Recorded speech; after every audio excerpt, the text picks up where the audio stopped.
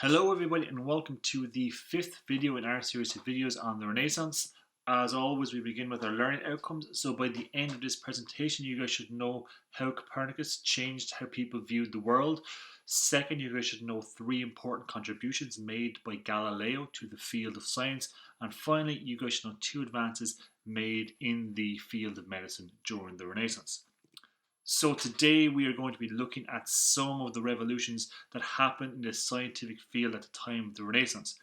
Now, with the rediscovering of ancient Greek thinkers from the manuscripts that came from the Byzantine Empire when the Ottomans moved in, with the rediscovery of people like Aristotle, who believed that the world could be revealed through observation, through observing the world around us and recording what we saw, and to come up with the best explanation for everything.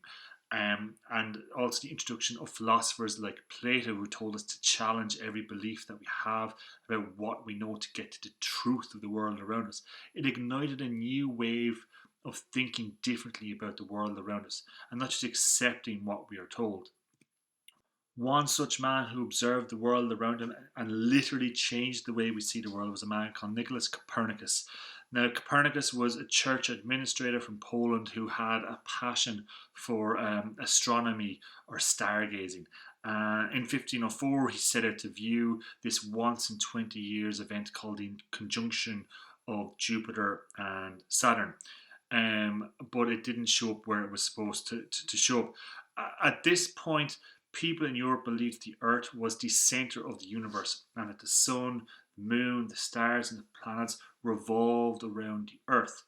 A system had been worked out based on the observations of an ancient Greek thinker called Ptolemy, and all this was adapted during the Middle Ages to explain why the planets were in the positions that they were in. Now, this is called the Geocentric System. The system could reliably enough predict when and where the planets and stars would be to within one. It would usually be about 1 or 2 weeks off, or 1 or 2 degrees off of where it should be.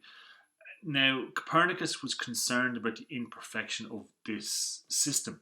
He didn't believe it matched the elegance of the creation that God would have made. So in 1510, he came up with the idea to place the sun at the center of the universe, and that all the planets revolved around it. Now, he was wrong to say that it was the center of the universe, but he was right to put the sun at the center of our solar system. And this shift in an idea is one of the biggest paradigm shifts in the field of science. And his model is called the heliocentric model of the world. However, Copernicus's model, it flew in the face of what everyone believes at the time, and most importantly, what the church believes. And it took him over 30 years to publish his findings. His book on the revolutions of the heavenly spheres was published in 1543, which was the year of his death. But these ideas he came up with, they seemed absurd to people. They were pretty much ignored by the Catholic Church at the time. But in 1616, when his ideas began to get more proof behind them, they banned his book, and it remained banned for nearly 200 years. But the ideas really brought up a few questions that people had to ask. So how would you describe the planet's orbit then? If we are no longer the center and we are moving, in what way are we moving? A Dutch mathematician called Johannes Kepler worked out that the planets orbited the sun in an elliptical or kind of oval shape. And this was one of his 3 laws of the planetary motions that really further advanced Copernicus' heliocentric world. So Copernicus had the original idea. He had some observations around it, but then you got Kepler comes in behind it and puts more meat on the argument, you could say. Another question that needed to be answered was, how would you prove that the planets orbit and the sun and not the Earth? And the man who finally proved Copernicus right beyond a doubt was a brilliant Italian mathematician called Galileo. Now, Galileo is known as the father of modern science.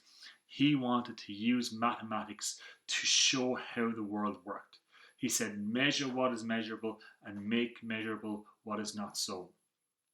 Now, even before he proved Copernicus' heliocentric model of the solar system right, he had achieved enough for us to remember him today. He experimented with pendulums and helped to develop the pendulum clock.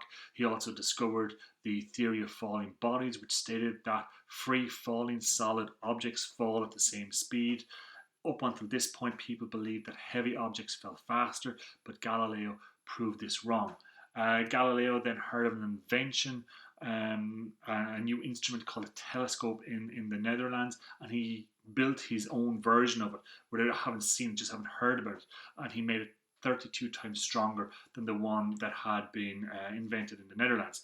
He used this telescope to study the skies. He discovered mountains and craters on the moon's surface.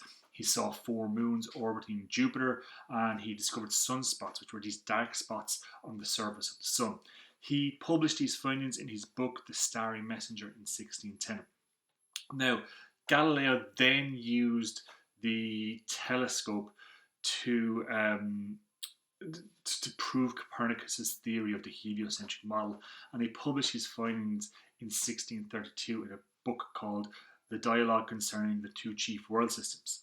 However, the Catholic Church disagreed with his findings. They found him to be heretical, and he was summoned before the Inquisition in 1633, which was like a church court that charged people with heresy, which, remember, heresy is going against the word of God. After being tortured by the Inquisition, he was forced to deny his beliefs, what he could see with his own eyes. He was then sentenced to house arrest for the rest of his life, which is about 8 more years, and his books were also banned for 200 years. However, the idea was out there, and like we said, with the printing press, the spread of ideas now were harder to contain than ever, and the ideas were out there, and people were still asking questions about this heliocentric model. And another question was, if the Earth really is spinning through space, why can't we feel it? And it took another genius and pioneer in science, a man called Isaac Newton, to answer this with his discovery of inertia, which is one of the first of his 3 laws of motion, which helped to explain why the world works the way it does. Now, it wasn't just in science that we saw these revolutionary moments. In medicine, new ways of thinking began to change our understanding of the human body as the study of anatomy and human dissections became commonplace in medical schools. A Belgian professor of anatomy, Vesalius, published On the Structure of the Human Body in 1543.